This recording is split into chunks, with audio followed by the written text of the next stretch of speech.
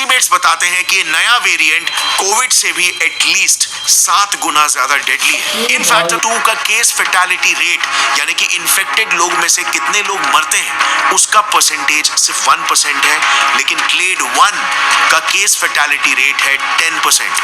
Hello guys, चीचू Machu वल्ला हबीबी अस्सलाम वालेकुम। तो गाइस आपको पता है कि गाइस 2019 या 20 में गाइस कोरोना वायरस से गाइस हमारे वर्ल्ड में गाइस बहुत ही ज्यादा गाइस धमाका मचा के रख दिया। गाइस इतनी गंदी बीमारी थी कोरोना वायरस, आपको पता है। लेकिन गाइस इस गाइस 2024 में एक हमारे वर्ल्ड में गाइस एक न्यू बीमारी एंटर कर चुकी है। गाइस वो बीमारी का नेम मुझे नहीं पता, लेकिन गाइस वो बीमारी इससे भी खतरनाक है। गाइस उससे के आए पर थंबनेल में देख लो के मुंह पर गाइस धब्बे पड़ जाते हैं। गाइस ऐसे कोई फोड़े वगैरह निकलना शुरू होता है। गाइस वो बीमारी कोरोना से भी खतरनाक है। लेकिन आज हम इस वीडियो में देखने वाले जानने वाले गाइस क्या नुकसान है और गाइस किस किस मुल्क में इस गाइस असर आ चुका है। लेकिन अभी तक पाकिस्तान में नहीं हुआ, लेकिन किस मुल्क में गाइस हुआ है। तो इस वीडियो को दबा के लाइक और सब्सक्राइब कर दो। तो चल तो गाइस वीडियो। एक खतरनाक वायरस तेजी से दुनिया भर में फैल रहा है और इसके 116 देशों में अभी तक केसेस देखे जा चुके हैं, including India. World health organisation ने यह अलर्ट जारी कर दी है कि अगर इसे जल्द से जल्द कंट्रोल नहीं किया जाए तो यह अगले बड़े पैंडेमिक में तब्दील हो सकता है।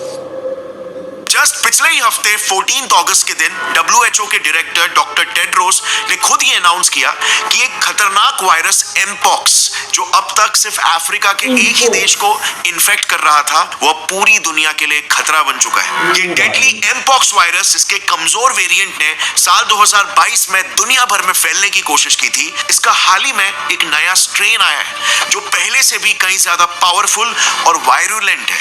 इतना कि विद इन मंथ्स इसने सेंट्रल अफ्रीका के इस डेमोक्रेटिक रिपब्लिक ऑफ कॉन्गो देश से फैलना शुरू करके अब ये अफ्रीका के इन 12 देश और उनके साथ साथ यूरोप में स्वीडन, सऊदी अरेबिया और यहाँ तक कि इवन फिलीपींस जैसे एक ईस्ट एशियन देश तक ये फैल चुका है। और एस्टिमेट्स बताते हैं कि नया वेरिएंट कोविड से भी एटलीस्ट 7 गुना ज्यादा डेडली है। इनफैक्ट अभी हाल ही में ही पीएम मोदी के प्रिंसिपल सेक्रेटरी पीके मिश्रा जी ने भी एक अर्जेंट मीटिंग बुलाई थी, जिसके तहत उन्होंने दिल्ली, जहां से सबसे ज्यादा इंटरनेशनल ट्रैवलर्स भारत में आते हैं, वहां 3 major hospitals, Ram Manohar Lohia hospital, Safdarjung hospital और लेडी हार्दिंगे हॉस्पिटल, इन्हें लोगों को क्वारंटाइन करवाने के लिए तैयार रहने की चेतावनी दे दी है। और इसी के साथ उन्होंने बाकी के स्टेट से भी अपील किया कि वो भी अपने हॉस्पिटल्स को इस नई महामारी के लिए तैयार रखें। अब अगर आपको याद होगा ना, तो मैंने अपने इस H5N1 वायरस वाले वीडियो में एक टिपिंग पॉइंट के कॉन्सेप्ट को एक्सप्लेन किया था। बेसिकली कोई भी वायरस आइडियली 2 से 3 सालों तक इंसानी शरीर में पहले इंक्यूबेट होता है। ये वायरस अपने आप में ही म्यूटेशंस क्रिएट कर रहा होता है ताकि इन म्यूटेशन से ये एक ऐसा स्ट्रक्चर बना पाए जो भारी तादाद में कई सारे इंसानों के इम्यून सिस्टम्स को भेद पाए और सभी को एक ही झटके में अपना शिकार बना पाए। एंड देन इसी इंक्यूबेशन पीरियड के बाद किसी अनफॉर्चुनेट दिन उसका एक ऐसा जानलेवा वेरिएंट पैदा हो जाता है जो तेजी से मैसिव पब्लिक में फैलने लग जाता है और सबको मारने लगता है।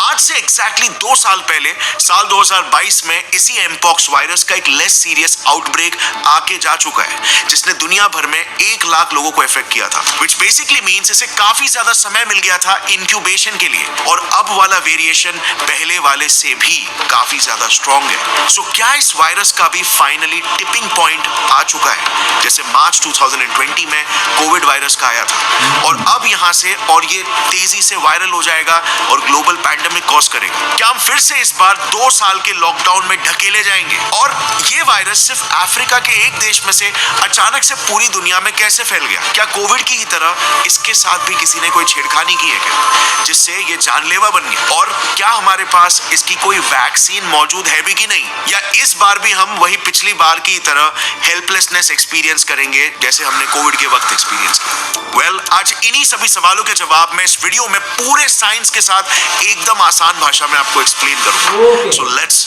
बिगिन। तो देखो, 1958 की ये बात है। डेनमार्क के कुछ वैज्ञानिकों ने अपनी पोलियो वैक्सीन को टेस्ट करने के लिए सिंगापुर से कुछ मैकाक बंदरों को इंपोर्ट करवाया था। जब वो बंदर डेनमार्क पहुंचे तो उन साइंटिस्टों ने देखा कि उनमें से एक बंदर किसी सीवियर वायरल इन्फेक्शन जैसे सिम्टम्स दिखा रहा है। सिम्टम्स लाइक तेज बुखार, मसल पेन, स्किन लीजन्स वगैरह। अब अपने इस कंसर्न अनुमान के बेसिस पर जब उन्होंने उस बंदर के स्किन लीजन्स के कुछ सैंपल्स कलेक्ट किए और उन्हें टेस्ट किया तो पता चला वो बंदर असल में एक नए अनोखे किस्म के पॉक्स वायरस से इन्फेक्टेड था। और यहीं से उस वायरस का पहली बार नाम रखा गया एम पॉक्स वायरस, यानी मंकी पॉक्स वायरस, क्योंकि इसे एक मंकी में सबसे पहली बार देखा गया था। पर बंदरों से पहली बात तो ये इंसानों में कैसे आया, और आज ऑलमोस्ट 7 दशक बाद ऐसा क्या हुआ कि इसने अचानक इतना खतरनाक रूप ले लिया। तो देखो, इस एमपॉक्स वायरस का सबसे फर्स्ट ह्यूमन विक्टिम था डेमोक्रेटिक रिपब्लिक ऑफ कॉन्गो में रहने वाला एक 9 साल का गरीब ट्राइबल बच्चा, जिसका पूरा काबिला एमपॉक्स से इन्फेक्टेड बंदरों से काफी क्लोज कांटेक्ट में था। बेसिकली उस लड़के का और उन ट्राइब वालों का शरीर उस वायरस के लिए एक इंक्यूबेशन एक्सपेरिमेंटल लेबोरेटरी जैसा बन गया, जिसमें वो ह्यूमंस को इन्फेक्ट करने के हिसाब से म्यूटेट होने लगे, और उन्हीं में से एक म्यूटेशन, एक वेरिएशन इतना परफेक्ट बना कि उसने उस बच्चे की जान ले ली। बट अनफॉर्चुनेटली ये तो बस शुरुआत थी। इस इंसिडेंट के बाद ये वायरस 2 मेजर ग्रुप्स या क्लेड्स में इवॉल्व हुआ। Clade 1 also known as Congo basin clade, जो मोस्टली सिर्फ डीआरसी यानी कि डेमोक्रेटिक रिपब्लिक ऑफ कॉन्गो में ही कॉन्सेंट्रेटेड था, and clade 2 also known as West African clade, जो like the name says West African देशों में ही फैलने लगा था। अब आगे बढ़ने से पहले आपके लिए एक सवाल है, क्या लगता है आपको इन दोनों ही ग्रुप्स में से ज्यादा खतरनाक एमपॉक्स का क्लेड कौन सा रहा होगा? सो चलो मैं आपको एक छोटा सा हिंट देता हूं। ये 1970 से लेकर अब तक सभी एमपॉक्स आउटब्रेक्स की लिस्ट है, जिसमें कौन सा आउटब्रेक किस क्लेड ने कॉज किया ये क्लियरली मेंशन्ड है। अब मुझे बताओ, नेचुरली आप सोच रहे होंगे कि क्लेड 2 ज्यादा खतरनाक है क्योंकि सबसे ज्यादा आउटब्रेक्स उसी ने कॉज किए और वही ज्यादा देशों में फैला है, इवन इन इंडिया। बट यहीं पर आप गलत हो। फर्स्टली, क्लेड 1 ज्यादा सीवियर सिम्टम्स दिखाता है एज कंपेयर टू क्लेड 2, और इसीलिए वो बॉर्डर्स क्रॉस करते वक्त आसानी से पकड़ा जाता है और उससे पीड़ित लोग भी दूर दूर तक माइग्रेट करने के काबिल नहीं रहते। Clade 2 on the other hand काफी माइल्ड सिम्टम्स दिखाता है और इसीलिए उससे इन्फेक्टेड लोग आसानी से बॉर्डर्स वगैरह क्रॉस करके दूसरे देशों में निकल लेते हैं, यानी कि ज्यादा देशों में फैलना is not at all equal to ज्यादा खतरनाक वेरिएंट होना। दूसरी बात, क्लेड 2 से लगातार एक्सपोज होने की वजह से इतने दशकों में अब हमारा ह्यूमन इम्यून सिस्टम भी उससे लड़ना सीख चुका है। मगर क्लेड 1 आज भी डीआरसी को छोड़कर बाकी देशों के लिए एकदम नोवेल वायरस है, यानी कि हमारे इम्यून सिस्टम उससे फाइट करने के लिए अभी तक केपेबल नहीं बने। और यही वजह है कि आप देखोगे क्लेड 2 का केस फैटेलिटी रेट, यानी कि इन्फेक्टेड लोग में से कितने लोग मरते हैं, उसका परसेंटेज सिर्फ 1% है, लेकिन क्लेड 1 का केस फैटेलिटी रेट है 10%, यानी कि 10 में से एक इंसान जो इस वेरिएंट से इन्फेक्ट हुआ होगा वो मरेगा ही मरेगा। अब यस, इन डेथ्स के पीछे डेफिनेटली कॉन्गो का पूरा मेडिकल इंफ्रास्ट्रक्चर भी एक फैक्टर हो सकता है, बट 1% और 10% के बीच का difference is still too high. और प्रॉब्लम बस यही है कि अभी 2024 में जो एमपॉक्स का वेरिएंट फैल रहा है ना, वो यही क्लेड 1 का वेरिएंट है, जो डीआरसी से बाहर, कॉन्गो से बाहर निकलकर अब धीरे धीरे करके पूरे अफ्रीका, यूरोप, मिडिल ईस्ट और एशिया में भी अपने पैर पसार। बट इंडिया का क्या इंडिया सेफ है? Should we be afraid? Well, आज से 2 साल पहले यूएई से सिर्फ एक इन्फेक्टेड केरलाइट आदमी इंडिया लौटा था, और वो भी less serious clade 2 infected. Yet देखते ही देखते उससे 25 लोग इन्फेक्ट हो गए थे और एक की मौत भी हुई। नाउ जस्ट इमेजिन, ऐसी ही सिमिलर लापरवाही अगर क्लेड 1 के साथ भी होती है तो उसका आश्रय और भी बहुत ज्यादा बुरा होगा। करंटली क्लेड 1 के केसेस तेजी से अफ्रीका में बढ़ रहे हैं, और इंडियन मिनिस्ट्री ऑफ टूरिज्म के स्टेटिस्टिक्स के अनुसार at least 1 lakh African medical education या अन्य वजहों से हर साल इंडिया आते हैं। प्लस 2022 में जो एक डेथ रिकॉर्ड हुआ था ना इंडिया में, वो एक यंग लड़का था जो यूएई से लौटा था। वो खुद कभी अफ्रीका गया ही नहीं था, yet he caught the virus. कैसे?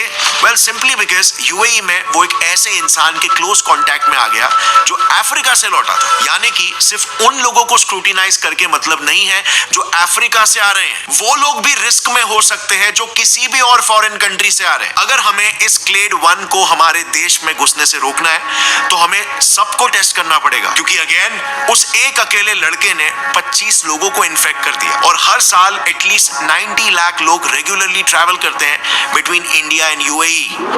और अगर ये वायरस और भी यूनिक एथनिसिटीज के लोगों को अपना घर बनाता है, उनके शरीर को अपना घर बनाता है, अपनी प्रयोगशाला बनाता है जहां पे वो म्यूटेशंस करे, एडेप्टेशंस लाए, अपने स्ट्रक्चर को चेंज करे, तो इसके आगे चल के और भी ज्यादा डेंजरस वेरिएशंस बन सकते हैं जो पॉपुलेशन स्पेसिफिक भी हो सकते हैं। जैसे 1970s में ही अफ्रीकन ट्राइब्स के साथ हुआ था। हमारी जितनी बड़ी पॉपुलेशन है ना, हम सिर्फ उस वायरस के लिए चलते फिरते लेबोरेटरीज नहीं बनेंगे। Instead we will become big factories जो पूरी दुनिया को जानलेवा क्लेड 1 एमपॉक्स वायरस सप्लाई कर सकता है, क्योंकि वैसे भी इस वायरस को फैलने के लिए ज्यादा कुछ नहीं लगता। अगर किसी इन्फेक्टेड इंसान या जानवर के स्किन पर लीजन्स है, या ऐसे किसी इंसान या जानवर ने किसी चीज को छू लिया, तो आपको बस उस इंसान या उस जानवर या उस चीज को छूना है, and that's it. Now you are infected too. Data बताता है कि जीनस ऑर्थोपॉक्स वायरस, जिस कैटेगरी ऑफ वायरसेस को ये एमपॉक्स बिलोंग करता है, इनको अगर डार्क, कूल, लो ह्यूमिडिटी वाला एनवायरनमेंट मिले तो वो कपड़े,